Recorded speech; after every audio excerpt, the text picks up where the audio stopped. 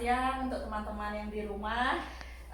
Siang hari ini bersama saya dengan Dina dari Rumah Sakit Bali Med Buleleng Bali. Kita akan ngobrol-ngobrol asik dan berbincang bersama dokter spesialis kita.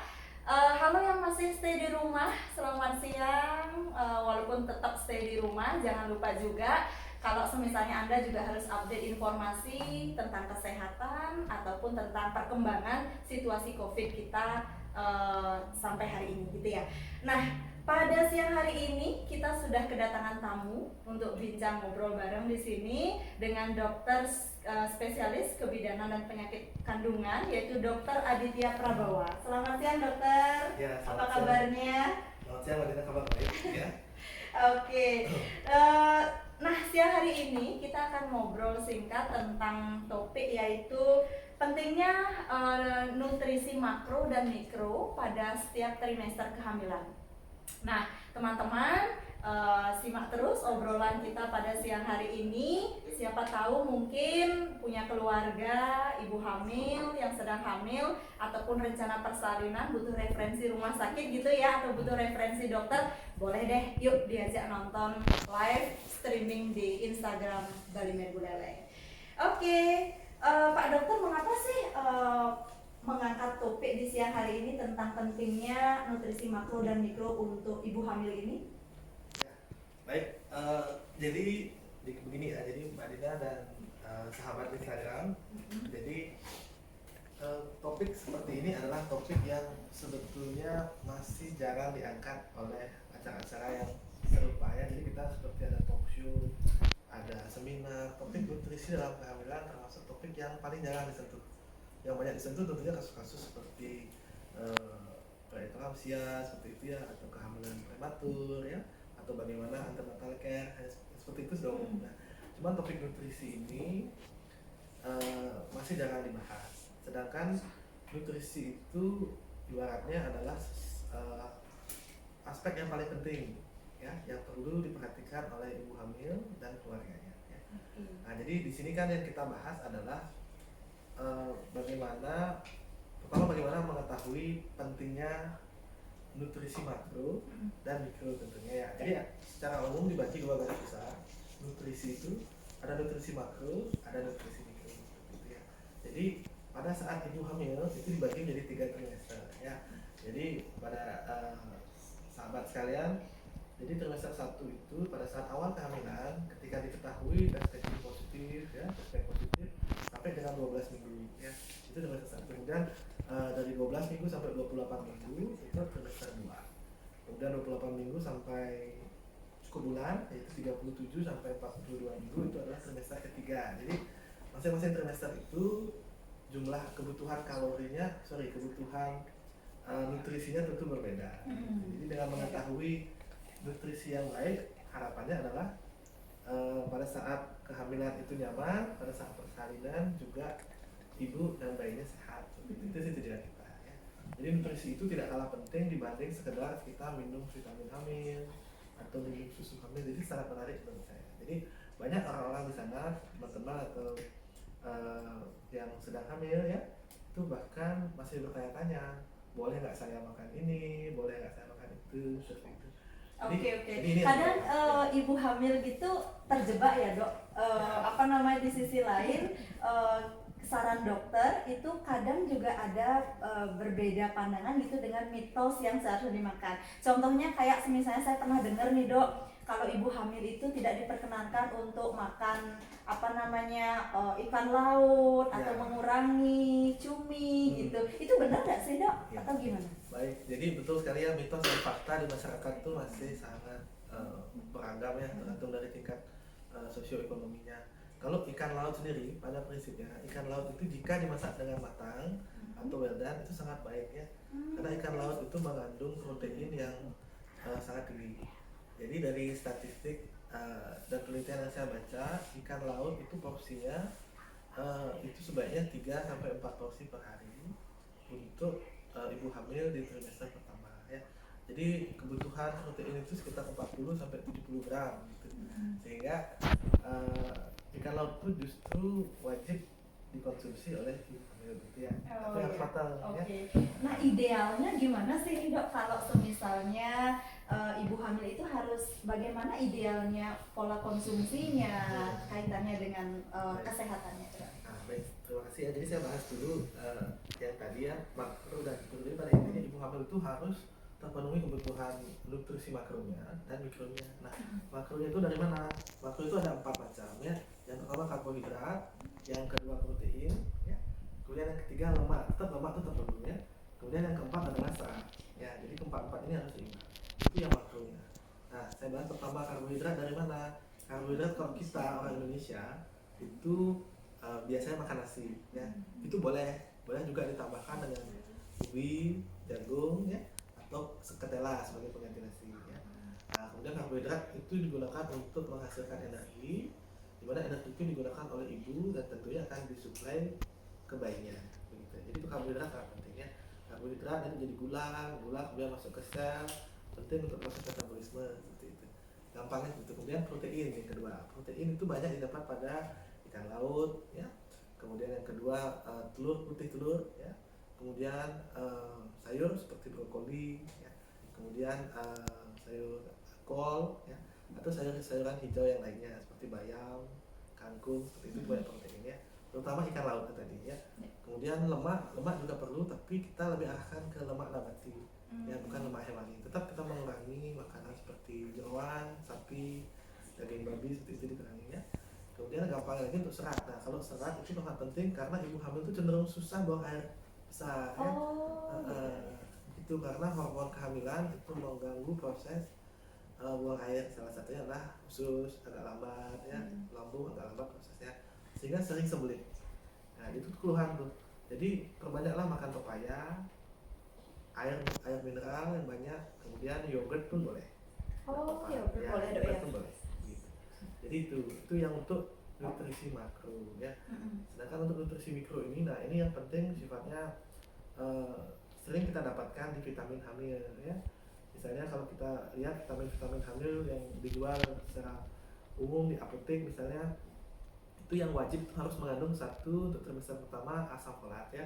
Asam folat dengan dosis 400 mikrogram itu harus didapat setiap hari untuk mencegah kelainan defek pada selubung saraf bayi ya. Kemudian juga diperlukan adanya kalsium mulai trimester.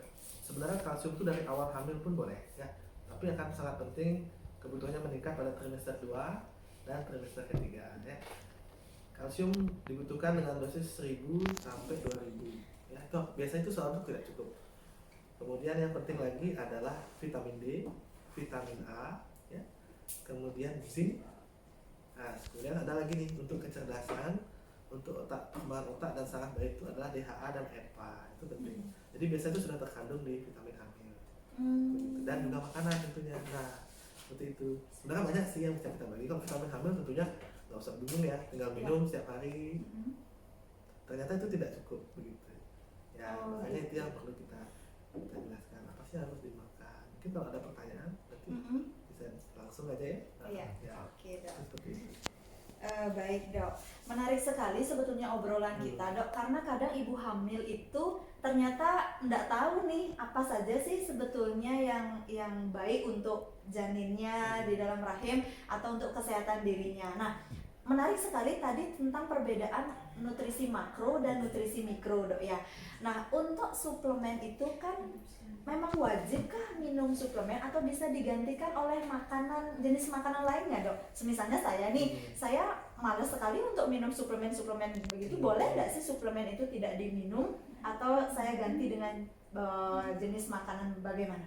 Baik, jadi tetap ya suplementasi prenatal seperti misalnya vitamin hamil ya apapun jenisnya, biasanya paling tidak dia mengandung tablet besi ya, zat besi, kemudian asam folat dan mengandung kalsium. Itu 3 itu yang paling penting ya, nggak boleh loss ya. Tapi ternyata dengan minum saja tidak cukup ya, tetap harus disupport dengan makanan-makanan yang bergizi lainnya. Karena tadi saya bilang kalau makro kan tentunya biasa ya, kita pakai makan nasi, sayur, buah sudah terpenuhi. Cuma yang mikro ini perlu beberapa makanan khusus yang makanya saya sampaikan di sini. Jadi selain vitamin hamil tadi, kalau vitamin hamilnya udah lengkap sih syukur ya, tapi kadang-kadang di masyarakat tidak banyak yang mampu membeli vitamin hamil yang lengkap seperti itu. Sehingga kadang-kadang dengan biaya yang relatif terjangkau dikombinasi dengan makanan, gizi akan terpenuhi. Nah, karena makanan apa sih? Jadi kita, kalau saya menjelaskan makanan dari mikronutrien itu yang mengandung asam folat ya. Asam folat itu penting. Asam folat itu ada pada kacang-kacangan ya, kacang-kacangan, kemudian pada kedelai seperti tahu, tempe, itu boleh dimakan ya. Kemudian buah-buahan ya, buah-buahan yang mengandung asam folat itu seperti semangka ya, kemudian apel ataupun jeruk atau bagus. Kemudian kalsium. Nah, kalau kalsium itu kompleks ya.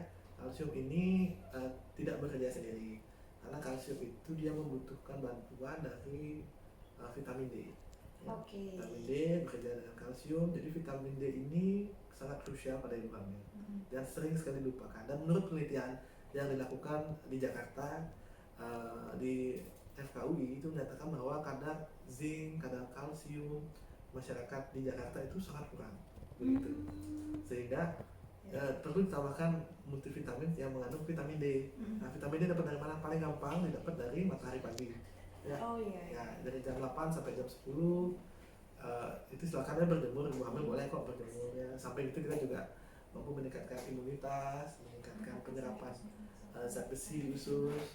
Kemudian juga vitamin D itu juga mampu meningkatkan fungsi insulin ya. Insulin itu penting untuk meregulasi kadar gula. Jadi bisa mencegah terjadinya satu, kencing manis dalam kehamilan, dan yang kedua adalah bisa mencegah hipertensi atau darah tinggi dalam kehamilan. Itu pentingnya vitamin D. Jadi vitamin D itu didapat dari cahaya matahari utamanya, kemudian dari makanan lain. Makanan lain itu ya tadi seperti daging ya. Kalau vitamin D itu banyak pada dagingnya, daging olahan yang matang, daging ayam, kemudian juga pada ikan salmon. Ya, jadi ibu hamil itu bagus sekali ikan salmon. Ngomong-ngomong nih dok, ada yang menyela dari teman kita, Instagramnya Manahotit, itu bertanya tentang kalau sedang hamil tapi ngidam makanan junk food gimana dok?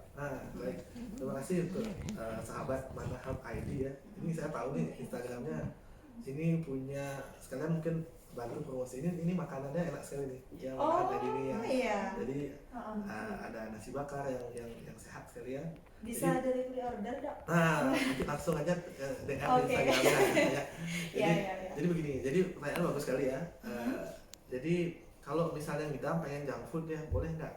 Ngidam itu pada ibu hamil sebenarnya adalah akibat pengaruh hormon progesteron dan beta HCG yang masih tinggi, terutama di trimester 1 ya.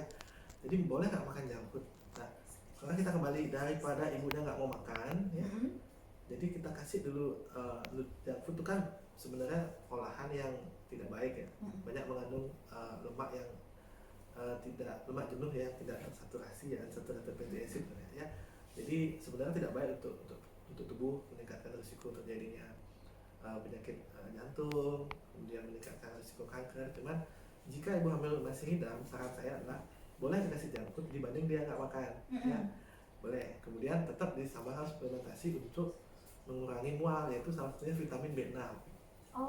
B6. Kalau dengan B6 masih mual, tambahkan obat lain untuk mencegah mual, yaitu obat-obatan seperti yang namanya itu B6. Kemudian ada lagi jenis obat lain ya, antiemetik yang lainnya. Nggak boleh sebut merek antiemetik ya, seperti itu boleh ya. Jadi gitu aja mungkin. Oke dok. Ini ada pertanyaan lagi dok, karena kan mungkin ini salah satu ini kita yang mau nikah nih dok.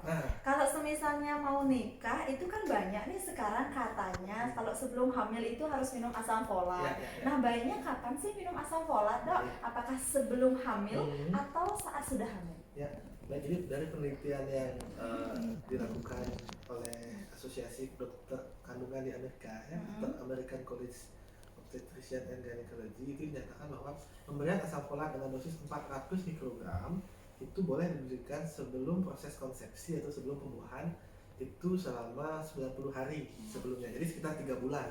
3 bulan sebelum pembuahan itu boleh mulai minum asam folat. Tujuannya apa? Yang pertama adalah untuk meningkatkan kualitas pembuahan. Yang kedua adalah untuk meningkatkan untuk menurunkan risiko terjadinya cacat bawaan seperti gangguan selubung saraf ya. Misalnya atau kita sebut neural tube defect, misalnya ada tidak terbentuknya selubung saraf yang saraf pusat di belakang, atau ada otak bayinya yang menonjol keluar, kita sebut meningokil seperti itu. Jadi itu yang saya cegah dengan pemberian asam folat. Nah, tambahannya untuk ibu-ibu atau sahabat-sahabat yang ingin merencanakan pernikahan ya, ini perlu ditambahkan satu lagi, mungkin lagi sekali, ini vitamin D ya.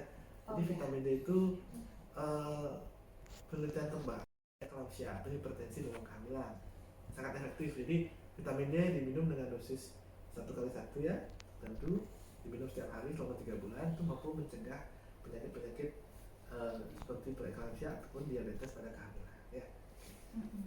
Oke dok, terima kasih. Oke, ada lagi nih dari sahabat kita Elvira Usman, itu nanya dong dok, kalau minum susu kehamilan itu harus nggak sih?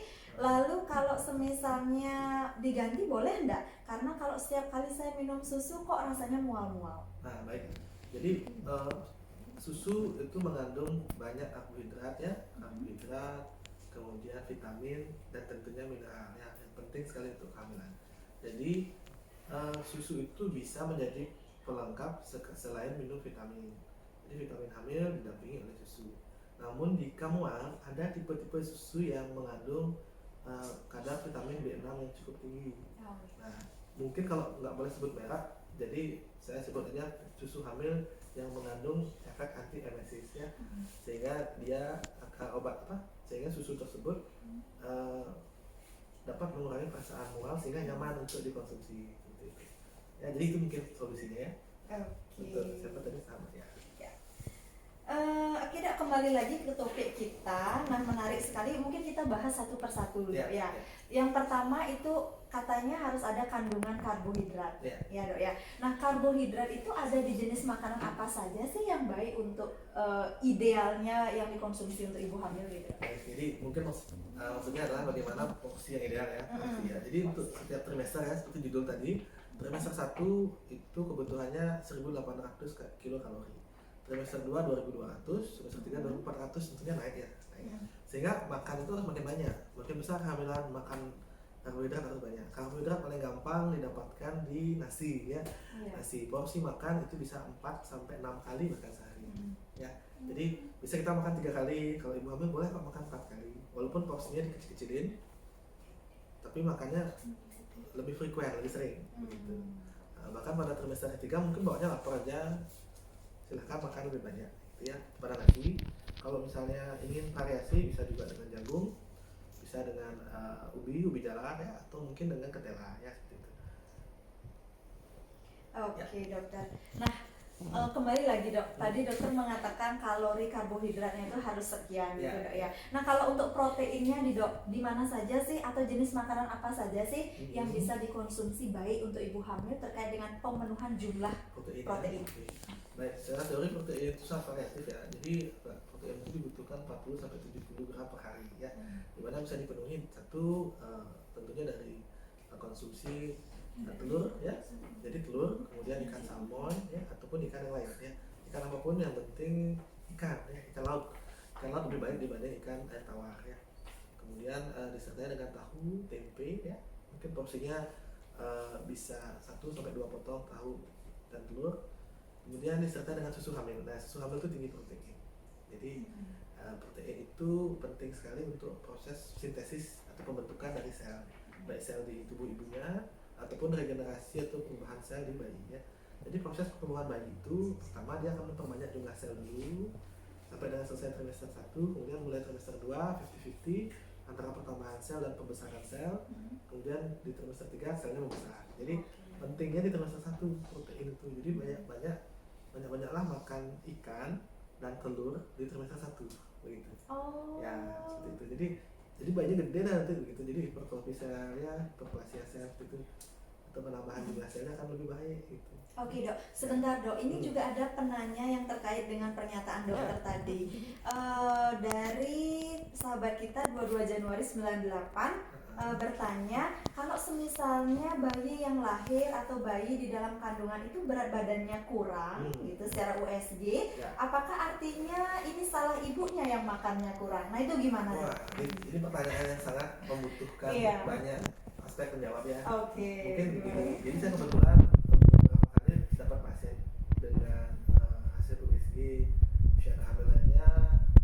sesuai dengan beratnya ya. Itu ada 2 macam. Yang pertama adalah ada secara genetik memang kecil, jadi memang bawaannya memang kecil bayinya. Kemudian yang kedua adalah kecil akibat suatu kelainan. Kelainan ya. Nah, ya, yang kelainan itu ada 3 macam, kelainan dari ibu, kelainan bayi, atau kelainan plasenta atau ari-ari gitu. Atau kita sebut sebagai pertumbuhan janin yang terhambat. Nah, kalau ibunya, tadi kan pertanyaan apakah salah ibunya? Nah sebenarnya begini, pasti ibu hamil itu bingung salah saya nggak sih, gitu kan, kurang makan nggak sih gitu. Nah sebaiknya sebelum hamil itu dibekali dulu dengan pengetahuan yang cukup ya, agar nutrisinya baik kan gitu. Nah jadi tetap ibu bukan ibu lah yang salah ya. Jadi intinya adalah mau atau tidaknya untuk mencari informasi seperti itu menurut saya. Nah, jadi mungkin makanya dengan acara seperti ini, mudah-mudahan kasus-kasus dengan bayi kecil akibat kurang nutrisi tidak terjadi gitu. Oh gitu ya. Ya dok, atau ada bayinya sebetulnya kalau ibu hamil yang sudah ada keluhan begini datang kontrol ke dokter ya. Kita perlu lihat tuh USG. Jadi di USG itu kita perlu menilai beberapa parameter ya.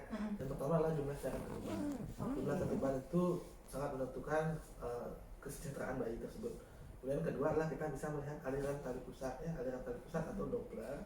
Itu bisa kok dimulai dibandingkan ya, kita punya USG Doppler di sini ya. Kalau Doppler bisa. Kemudian kita Doppler, kita lihat polanya, apakah normal atau enggak, apakah ada hambatan aliran darah. Kemudian kita bisa lihat pembuluh darah di kepala bayi ya. Kemudian kita juga bisa lihat pembuluh darah di tubuh bayinya, di perutnya. Nah, kita lihat 3 tempat sehingga kita bisa menilai apakah bayi ini mengalami pertumbuhan janin terhambat yang disebabkan oleh kelainan atau akibat nutrisi. Beda kan, jadi penanganannya beda. Gitu dok ya. Nah sayangnya adalah kalau kelainan itu kadang kita nggak bisa cegah, kemungkinan sih outcome-nya atau keluarnya itu kurang bagus biasanya dibandingnya kalau bayi cuma kekurangan nutrisi. Ya dokter. Nah tadi kita sudah ada 2 topik dok ya, karbohidrat dan juga protein. Nah sebetulnya dokter kalau boleh tahu nih, kalau semisalnya vitamin itu seperti asam folat dan juga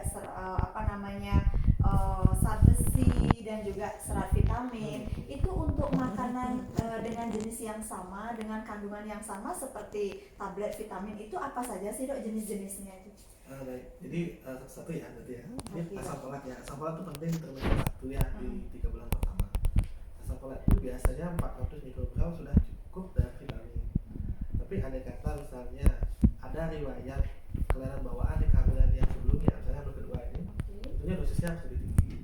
Gitu. Nah sehingga dengan minum obat pun kadang-kadang kita harus tambahkan dari nutrisi dari bahan supaya mencegah. Nah asam folat itu terkandung di kacang-kacangan ya, kacang-kacangan. Kemudian biji-bijian ya, kemudian oatmeal dan makanan gandum itu banyak asam folat ya. Pokoknya asam folat itu penting sekali ya. Jadi di situ. Kemudian kalau iron atau besi itu banyak di sayur-sayur, terutama sayur bayam, sayur brokoli, banyak zat besi. Zat besi penting sekali karena apa? Zat besi dibutuhkan satu adalah untuk memenuhi kebutuhan pembentukan hemoglobin namanya ya. Hemoglobin itu adalah komponen darah yang akan berfungsi untuk mengikat oksigen, di mana oksigen itu penting untuk hidupnya, tentunya untuk bayi juga. Jadi harus cukup ada hemoglobinnya dengan cara adalah besi itu harus cukup. Nah, besi itu paling tidak 27 sampai 40 mg per hari. Itu nggak cukup kalau cuma dari makan aja. Nah, kadang-kadang harus tambah sayur. Makanya brokoli itu paling penting. Brokoli itu paling tinggi zat besinya. Ya. Jadi mungkin sering saya sebut brokoli ya. Brokoli ini udah memang betul bagus. Bahkan untuk ibu yang akan merencanakan kehamilan pun silahkan makan brokoli ya setiap hari, itu bagus ya, zat besi. Dan tadi apa? Besi, zat besi dan asam folat. Asam folat ya. Itu 2 terpenting ya. Kemudian satu lagi kalsium ya. Kalsium penting untuk membentukkan tulang, membentukkan gigi pada bayi, tentunya juga untuk menopang ibu pada saat membawa kehamilan yang makin besar.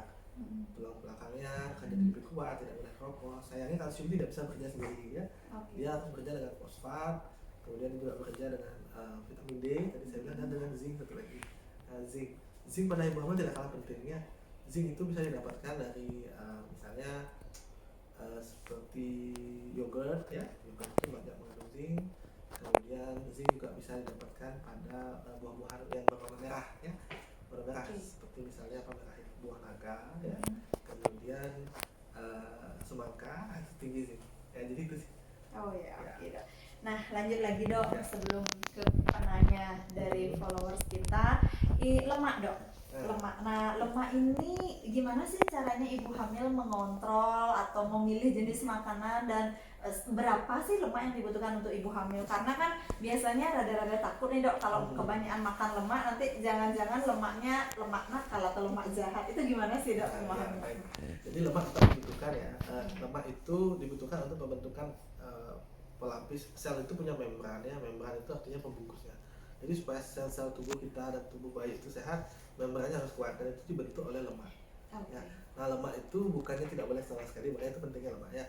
Kadarnya dibutuhkan antara 100 sampai 200 per hari, di mana yang lebih disarankan adalah lemak yang sifatnya lemak nabati.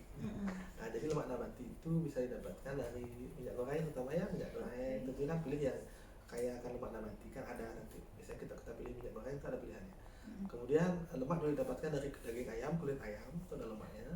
Kemudian saya tidak menyarankan untuk makan jeroan seperti daging otak, kemudian daging sapi ya, kemudian daging babi. Sebenarnya sih kita orang Bali kan senang makan babi ya. Iya dok ya. Namanya cuman yang kalau bisa untuk ibu hamil dikurangi ya. Justru lemak itu dikurangi ya, dok ya. Dikurangi. Tapi kalau ambil dari ayam tuh boleh, kalau misalnya ayam, kulit ayam tuh bagus lemaknya ya. Tentunya juga lebih banyak kita lemak itu tidak menjadi fokus utama dalam ibu hamil, tapi tetap perlu. Oh gitu dok. Nah, terkait dengan itu dok, berarti kan keseimbangan pola yang ideal ya per harinya gitu dok ya. Kalau bicara soal per hari nih dok, pagi harusnya ibu hamil tuh makan apa aja sih, atau siang dan malam itu ibu hamil tuh baiknya makan apa saja? Boleh nggak dok dikasih tips-tipsnya untuk kita beri makan? Jadi begini, jadi saya pribadi ya, saya di Bali Med saya punya menu makan untuk ibu hamil. Nah, jadi kalau mau kontrol silahkan. Jadi menu makan apa sih yang baik itu termasuk 1, 2, dan 3. Jadi detail tuh. Nah, jadi kalau mungkin saya sampaikan secara garis besar ya. Jadi pagi hari itu sebaiknya kita mulai dengan minum air putih ya. Minum air putih dengan jumlah 2 gelas ya.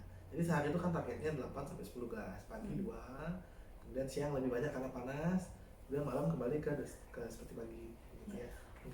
Mungkin itu gampang ya. Air 2 gelas, kemudian 6 atau 7 gelas di siang hari, kemudian sisanya 3 hari di malam supaya tidak terlalu banyak kencing nanti gitu. Nah, kemudian pagi yang baik itu adalah kita makan tinggi dengan isi nasi ya, nasi, kemudian proteinnya ikan laut, seperti itu aja makannya. Kemudian nanti porsinya boleh sedikit, boleh dibagi 2. Anggap jam 8 makan, kemudian jam 10 makan lagi, nggak apa-apa. Nah, 2 kali di split di pagi hari. Jadi breakfast sama brunch ya, breakfast lunch. Jadi bagi 2. Nasinya boleh setengah yang di pagi, setengah yang di siang seperti itu. Ya, setengah porsi ya. Setengah porsi nanti tambahannya protein itu diambil dari ikan laut, kemudian siang hari bisa dipakai daging ayam. Gitu. Kemudian yang lain tetap tambahan untuk suplemennya, untuk mikronutriennya, tahu tempe boleh di split di pagi, boleh taruh juga di siang hari. Kemudian nanti boleh tambahkan jus ya. Jus itu boleh jus buah naga, kemudian jus semangka boleh ya, saya sebutkan tadi ya. Dan tentunya sayur yang tentunya sayur brokoli bagus ya. Brokoli, kemudian sayur bayam, wortel itu boleh di split di pagi dan siang. Kemudian siang hari porsinya lebih banyak daripada pagi hari, tapi sama kali ya. Tapi isinya kurang lebih hampir sama, terutama yang malam hari. Nah, kalau malam hari itu kita cenderung mengurangi dagingnya, karena supaya tidak memperberat fungsi pencernaan ibu hamil yang itu sudah menurun dibanding kalau kita hamil, biar nggak susah buang air. Jadi malam hari itu perbanyak serat. Nah, itu prinsipnya ya. Serat yang banyak itu bisa dapatkan dari yogurt tadi ya, kemudian buah pepaya, kemudian buah pisang ya. Pisang juga bagus, tinggi kalium sehingga membantu usus itu supaya lebih bagus ininya, gerakannya. Jadi mudah-mudahan dengan mengikuti diet ini ibu hamil itu nggak sampai sembelit gitu. Oh gitu ya. Yang dikhawatirkan ternyata sembelitnya dok ya. Ya, salah satu yang sering sekali mengganggu, 70% datang ke poliklinik itu pasti mengeluh nggak bisa buang air dan mereka menganggap itu biasa. Begitu, padahal tetap tubuh ibu hamil itu sehat kok seperti kita, jadi jangan anggap itu biasa. Ketika tidak bisa buang air secara lancar, pasti ada sesuatu yang terganggu gitu. Ya, proses absorpsi penyerapannya terganggu, sehingga dengan mengikuti diet tinggi serat terutama di malam hari itu akan mampu buat pagi-paginya biar buang air begitu. Iya. Oke dokter. Nah kalau semisalnya nih dok, ibu hamil sudah mengikuti pola makan yang dianjurkan. Apa sih sebetulnya dampak negatifnya kalau semisalnya ibu hamil tidak mengikuti anjuran pemenuhan nutrisi yang diharapkan, Dok? Resiko terberatnya itu apa sih yang akan dialami oleh ibu hamil itu, Dok? Baik, jadi kita belajar dari kasus-kasus yang ada ya. Oke, Dok. Jadi di sini kita di Bali ya, di Buleleng itu memang pasti masih angka kebutuhan nutrisinya pasti masih cukup tinggi yang kurang seperti itu ya, sehingga kita harus mengedukasi agar nutrisinya setidaknya mendekati cukup. Kalau kekurangan, jadi kita bicara apa sih yang bisa terjadi, kelainan atau masalah yang terjadi kalau gizinya tidak cukup. Nah, sekarang tergantung lagi, setiap komponen itu punya kontribusi terhadap penyakit masing-masing. Yang pertama adalah, yang paling sering terjadi adalah persalinan prematur. Persalinan prematur itu sering terjadi pada pasien-pasien dengan kekurangan zat besi, kekurangan nutrisi seperti karbohidrat dan protein juga akan menyebabkan terjadinya persalinan prematur. Yang kedua adalah persalinan dengan berat badan bayinya rendah di bawah 2.500 gram atau di bawah 2,5 kg. Jadi BBLR atau berat badan lahir rendah dan persalinan prematur. Kemudian yang kedua adalah pertumbuhan janin terhambat ya. Pertumbuhan janin terhambat adalah di mana janin itu tidak mampu mengejar potensinya dia untuk bisa tumbuh secara alami. Itu salah satunya juga karena faktor kekurangan nutrisi ya. Dan yang paling bahaya itu adalah adanya pertumbuhan janin terhambat yang jika terus-terusan dibiarkan semakin berat akan terjadi kematian janin dalam rahim. Itu yang paling kita kematian janin dalam rahim bisa terjadi kalau nutrisinya berat, tidak mau nutrisi ya, tidak makan, tidak minum vitamin, itu ya bisa terjadi itu bang. Kemudian yang lain adalah kelainan bawaan. Kelainan bawaan jika kekurangan asam folat akan menyebabkan defek pada selambung saraf. Itu bisa terjadi. Kemudian juga pada ibunya tentunya. Itu kan saya bayi semua tuh. Kepada ibunya kekurangan nutrisi tertentu seperti kalsium atau vitamin D menyebabkan hipertensi, tekanan darah, sehingga kalau hipertensi nggak terkontrol bisa menyebabkan terjadinya kejang atau eklamsia. Sampai itu juga pengaturan gula nggak baik akibat kekurangan vitamin D bisa menyebabkan terjadinya kehamilan dengan kencing manis atau gestasional diabetes mellitus. Jadi banyak sekali Dok ya dampak negatifnya kalau kita tidak perhatian dengan jenis makanan ini, Dok ya. Kalau semisalnya ibu-ibu periksa ke Balimed itu tidak perlu khawatir lagi apakah gimana ya caranya untuk mengingat saran-saran dari dokter spesialisnya. Itu Anda hanya perlu untuk tidak perlu mencatat juga, Anda juga akan langsung mendapatkan untuk voucher-voucher kecil untuk diet makan Anda di rumah. Nah, menarik sekali dokter. Tapi ngomong-ngomong, Dok, sedikit menyimpang sedikit obrolan kita, katanya nutrisi di kehamilan ini juga akan mempengaruhi kecerdasan janin, Dok ya, kecerdasan anak kita. Nah, itu bagaimana sih, Dok, hubungannya antara pemenuhan nutrisi dan juga janin itu seperti apa? Ya, baik. Kaitannya dengan nutrisi untuk otak ya, untuk otak. Jadi pertumbuhan otak bayi itu mekanismenya sangat dipengaruhi oleh kadar DHA dan EPA namanya DHA. DHA itu adalah suatu senyawa atau suatu zat yang bekerja untuk memperbaiki atau meregenerasi pertumbuhan dari sel otak ya. Jadi sel otak kemudian saraf. Jadi saraf satu itu seperti ada yang menghubungkan, itu hubungannya itu akan dibuat lebih banyak dengan adanya DHA dan EPA ya. Jadi DHA itu paling banyak didapatkan atau kandungannya pada ikan ya, ikan salmon itu mengandung omega 3, omega 6. Nah, omega 3, omega 6 juga mensupport untuk DHA dan EPA itu tetap selalu tinggi di dalam pembuluh darah, sehingga otomatis pertumbuhan otak bayi. Nah, pertumbuhan otak itu kan dibagi lagi tempat-tempatnya ya. Otak bayi itu semua seperti kita, tumbuhannya itu mulai dari otak besar ya.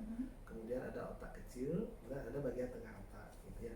Jadi pertumbuhan di samping itu juga ada cairan otak atau liquor ya. Nah, jadi pertumbuhannya itu akan cepat atau akan maksimal jika kadar DHA dan EPA-nya cukup begitu. Di samping itu tentunya yang lain juga ya, seperti zat besi kan. Jadi sebenarnya saling berhubungan sih ya, Mbak Dina ya. Jadi zat besi kan bawa oksigen nanti ya, hemoglobin juga perlu untuk proses pertumbuhan otak. Jadi dari mekanisme itu tentunya kita kalau mau milih vitamin hamil tentunya pastikan mengandung DHA ya, atau mengandung EPA, sehingga DHA dan EPA yang cukup itu pertumbuhan otak kan bagus, sehingga bayi lahir cukup bulan gitu ya. Kemudian tentunya dengan modal yang bagus disertai dengan nanti tentunya pertumbuhan lingkungannya ya, environmentnya orang tua, cara asuh orang tua ya, kemudian diikuti dengan lingkungan juga pada saat dia sudah balita itu bagaimana makannya, kemudian stimulasi ya. Sama satu lagi yang cukup menarik adalah untuk menstimulasi otak bayi itu adalah dengan menggunakan musik-musik yang sifatnya alunannya nyaman ya, seperti misalnya musik klasik atau musik lagu jazz ya, seperti itu juga mampu untuk penelitian bilang itu mampu untuk menstimulasi pertumbuhan dan kecerdasan otak si kecil seperti itu. Bisa dari dalam kandungan pun tidak masalah. Oke dok, jadi kembali lagi bahwa nutrisi ini selain berpengaruh pada kesehatan ibunya, persiapan persalinan juga babynya dok ya. Ini ada pertanyaan dok dari sahabat kita, itu apakah makanan mentah seperti sushi itu berbahaya dok? Ya baik. Ya jadi sebenarnya ibu hamil tidak disarankan untuk mengkonsumsi makanan mentah ya, karena makanan mentah itu pertama nutrisinya juga nggak optimal ya. Kemudian yang kedua risiko terinfeksi ya. Jadi kalau sushi ya, sushi itu kan bisa pilih. Di sushi itu ada bagian yang mentah, ada yang kering ya, ada yang matang. Jadi minta aja supaya well done atau matang seperti itu. Kenapa? Karena infeksi pada kehamilan yang berbahaya seperti toxoplasmosis ya, kemudian rubella, cytomegalovirus, salah satunya toxoplasmosis ditularkan oleh makanan-makanan yang mentah atau tidak rajin cuci tangan setelah misalnya ada pelihara binatang, kucing atau anjing, kemudian kita makan binatang, kemudian kita makan, penularannya bisa lewat sana ataupun akibat makanan yang tidak dimasak secara matang. Jadi infeksi tersebut tentunya akan membuat komplikasi kepada ibu dan pada bayi ya. Komplikasi TORS atau toxoplasma itu sangat berbahaya, seperti misalnya kepala jadi kecil ya, gangguan pertumbuhan sampai dengan kematian bayi seperti itu. Oh gitu dok ya.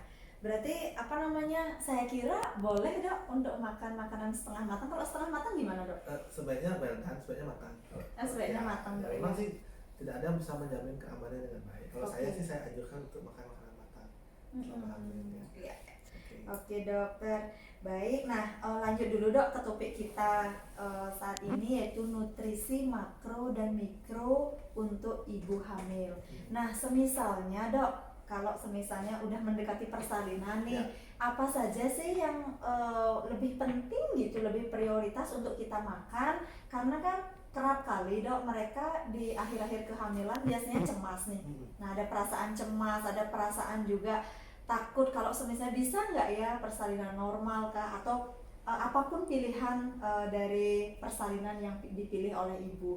Nah ini gimana sih dok untuk menyingkapinya di akhir-akhir kehamilan itu, harus bagaimana ibu merubah pola makannya dok? Nah baik, jadi kalau terkait pola makan di akhir-akhir kehamilan atau trimester 3 itu tentunya kebutuhan yang lebih tinggi adalah kebutuhan energi ya. Energi itu bisa dapat dari karbohidrat ya.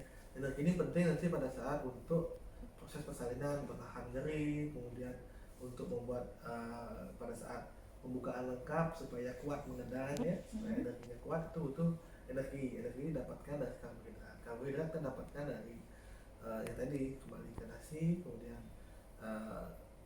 daging ya, jadi boleh perbanyak porsi makan nasi seperti itu ya. Boleh dikombinasi dengan karbohidrat yang lain ya, seperti ubi, ketela ya, jagung, silakan aja.